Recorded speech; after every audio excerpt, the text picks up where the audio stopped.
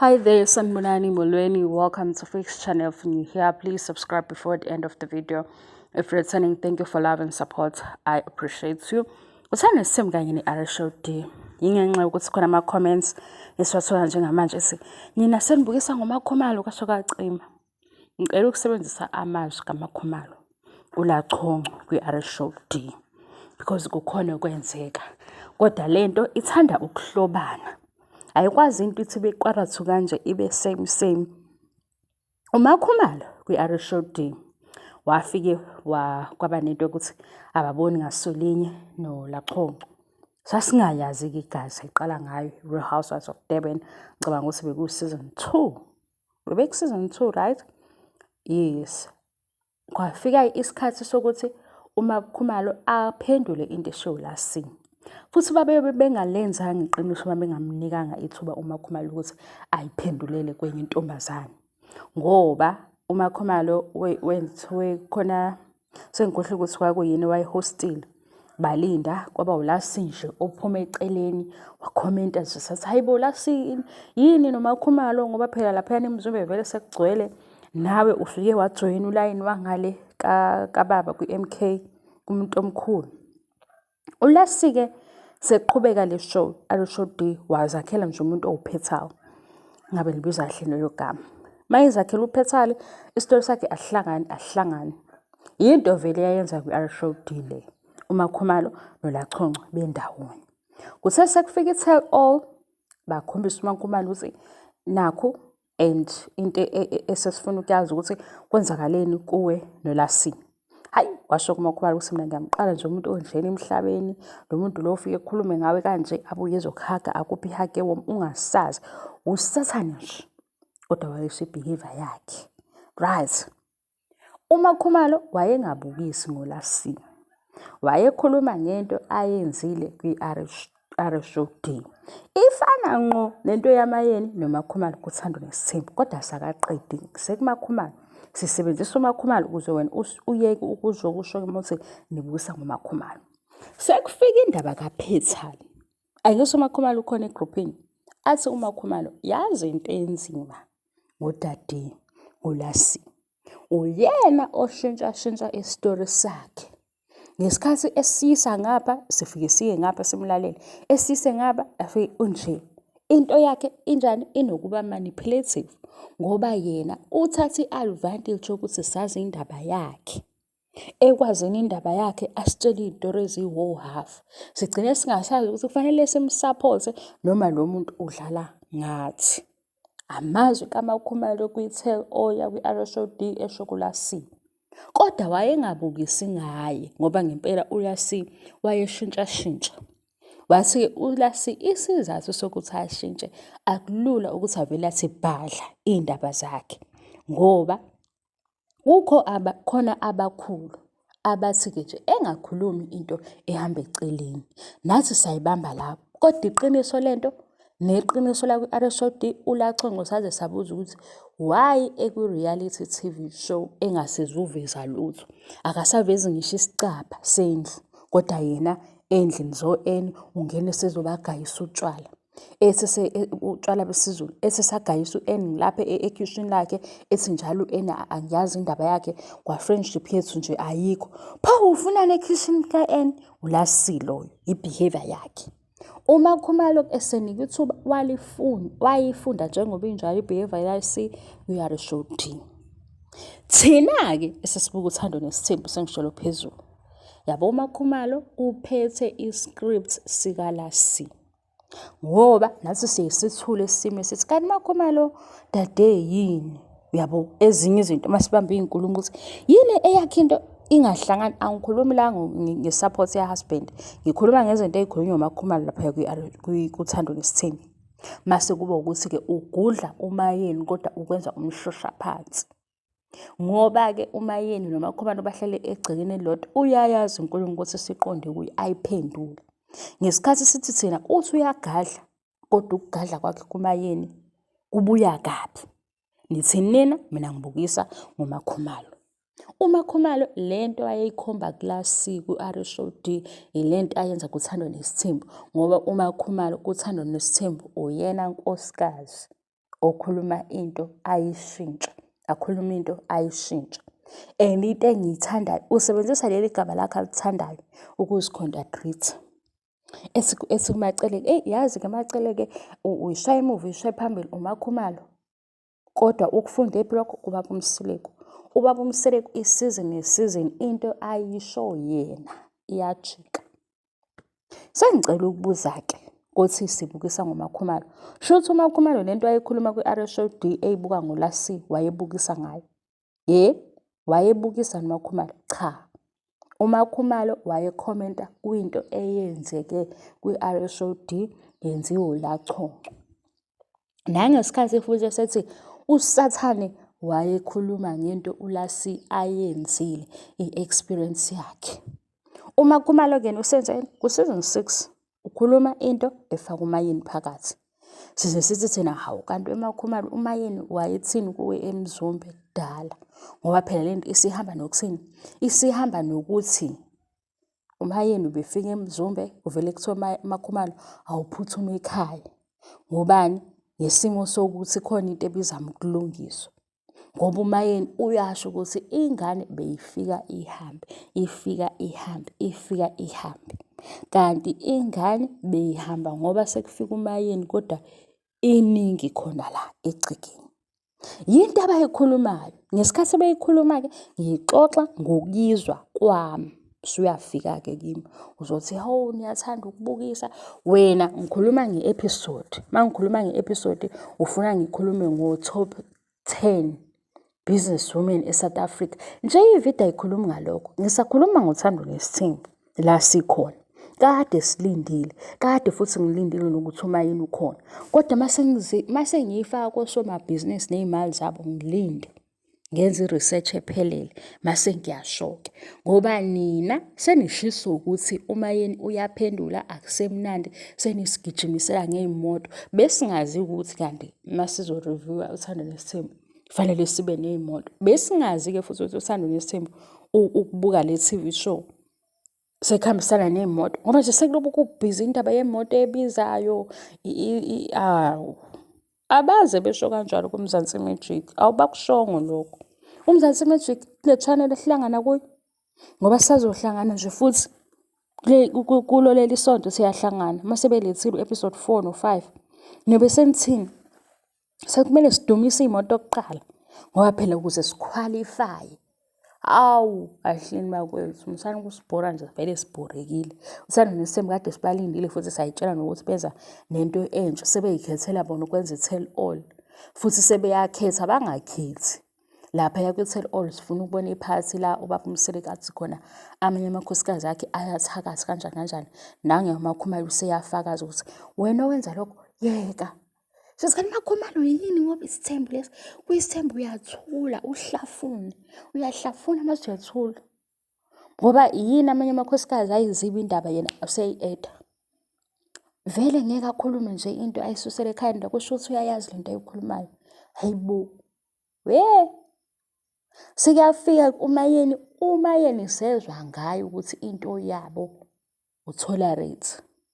Ukuthi nje unjani sisi, unjani sisi. Bayaphila abantwana, kuhamba kanjani emsebenzini kuphele lapho. Hawu, i-load shedding, mangabe i-load shedding. Yabo lezo inkulumo engathi shu. Lezo wakwasho uMakhumalo. Wathi vele into yakhe noMayeni uyayazi. Hayi sithi thina mosulapho uzovezela kakhulu ukuthi into yakho noMayeni. Okusho ukuthi nawe uzizwa kanjalo because into eqhubha njalo ukuthi usitshele ukuthi uMayeni nami nawe. Ngoba phela manje lento ithi nobabili ninendlela enizizwa ngayo ngomunye. Manje njengami sengibukile uThando Nesithembu sengizokhuluma ukuthi uMakhumalo uthe uMayeni uthe sengiyabukisa ngoMakhumalo. Hayi-ke shuthi uMakhumalo wabukisa ngoLasi. uMakhumalo wabukisa ngoLachoncho. Yabo ukuthi ngisakhuluma iqiniso? Cha. uMakhumalo waphendula into uLachoncho ayikhulumile. Futhi ngangimi ngeenyawo kwi-RSHO D ngimele ukuthi nje ningalinge ningibhore ninabo producer. Ngifuna nimkhombise uMakhumalo ayiphendule leyo nto. Futhi naye ngifuna korobhe ngoLasi phansi wakorobha-ke naye ngayo. Ngoba noLasi nje wathi anginayo inamba kaThobile ngizobe ngimfonela ngifuna sathi hayibo. kanti kanti lasi uMakhumalo yini le ntatheli eyabhedisa indaba yakho, ngoba phela lasi uhlezi esitshela ukuthi intatheli eyenza ukuthi izinto zingahambi kahle. Indaba yakhe yayihamba smooth, kwase kuba khona intatheli eshuthayo, le ntatheli yasixoxela iSouth Africa. Emva kwalokho-ke kwaba nama-challenges amaningi. Manje nakulasisi size sibuze sithi njengoba i-MK ikhula uthi senze njani, ngoba ngathi uLasi unokusithuma kumzali. Nike nibone, uLasi unokusithuma kumzali izenzo zakhe. Ithi MK nje ngaseMoses Mabhida, nangu uLasi siyaqala akekho nje uyofana naye, esho kumzali wethu. Manje uMakhumalo mayesho into uLasi wayeyenza iyo vele, uyeyedwa enestori ehlukile. Yena kwaziwa ukuthi uhlala ngakuphi, abangani bakhe cha, umngani wakhe nje uMabusi. uMabusi naye uyifikelile. Uma kiwe endlini zabanye ukhona, kwabahleba ngabanye ukhona, kodwa ezakhe indaba abazazi.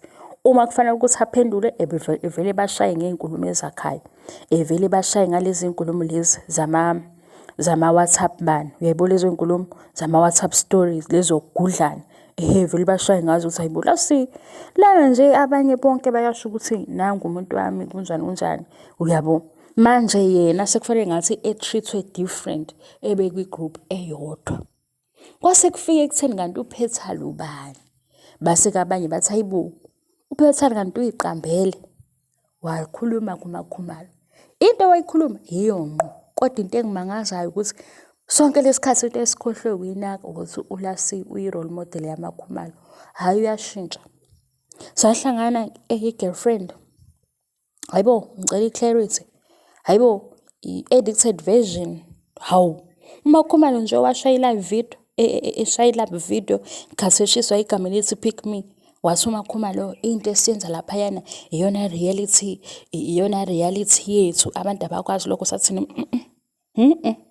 iy'tuldo lezo kushuthwa kuzo ko-TV siyazazi, nabaphatha amakhamera singabakhomba, ayikho i-reality enjeya. Wathi nje abantu sebejwayele ukuthi i-reality into enjeya, asisho thina ukuthi iba ne-chaos, kodwa indaba mayikhuluma iyazwakala ukuthi ukhuluma yona. Masuqala ubala izinto eziningi sesiyishoyo ukuthi hayibo ngeke, kanti ufike nini khona la ka-Earth sengathi asisakuzwa kahle, uyabona. Sileyo nto-ke yenza ukuthi sisheshe sibone ukuthi ayisekho ki-reality. Kwaba njalo uMakhumalo owayefuna ukuprove ukuthi uThando Nesithembu yi-reality TV show, impilo yabo injengoba injalo. Namhlanje uMakhumalo okhuluma nge-edited version, okusho ukuthi kunophisi abafakwe i-makeup, kunophisi abapheshwe kwasho kwacima kanjani. Kodwa-ke yabo ngoba ngikhuluma kakhulu kanje nganda, ngifuna ukukhumbula ukuthi wena othi kimi ngibukisa ngoMakhumalo, kusho ukuthi uMakhumalo ngesikhathi ephendula uLasi ngento ayishilo wayebukisa ngaye.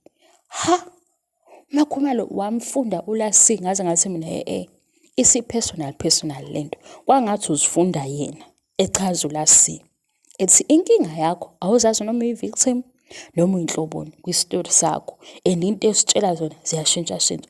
Usuthatha i-advantage yokuthi sazi u-1, 2 no-3. Ngathi mashobani, bengilindele lento sisi ukuthi omunye engaveli nje enze noma ikanjani, ungavumi ngawo. Ngempela wanqaba ngayo. Manje zikhala kuyo ngoba utheni yena u-delusional. Sekukhona-ke abafika kithi bathi u-delusional awuwona inhlamba. Uma ukholelwa ngempela ukuthi u-delusional awuwona inhlamba, shuthi nawe ku-delusional. Phela akusiyo inhlamba ngithi. U-delusional usho ukuthini? Umuntu onenkinga lapha ngakwezomqondo. Wena isiNgisi sisho njalo. Umuntu lo ongathi noma ekhuluma ukuthi hayi ngeke, ayikho into engizoyikholwa kulo, ngoba ubona izinto ngendlela yakhe, usemhlabeni wakhe yedwa. Futhi ujwayele ukusho lokho. Waze wathi wakhe umhlaba wakhe yedwa. Namhlanje sithini? Ngoba nakho sizothi Team McKay, Team Motivational Speaker, inkulumo ezakhayo, u-delusional usho ukuthini? Kwakufanele athi u-dismissive. Ngoba uma engafuni ukukhuluma naye ngezinto ezimhluphayo, ethi uzama ukukhuluma naye emzibe, ukumdismissa lokho. Kodwa mase-delusional asisazi-ke ngoba phela noMayeni unkosikazi kababa uMsiliku. Mase shutheka i-respect-ke. Yona i-respect ihlukana ngaleli langa lokuthi afike ubhuti nobaba oneringi wenze ngathi awuyiboni. Iphela nya indaba ye-respect. Sesingayikhuluma-ke understanding. Lelo langa lelo kusho mina-ke shuthi mina ngizoboshwa. Ngizoboshwa kodwa khona vele. Yabo nje ngelanga wafika umuntu owu-husband kabani.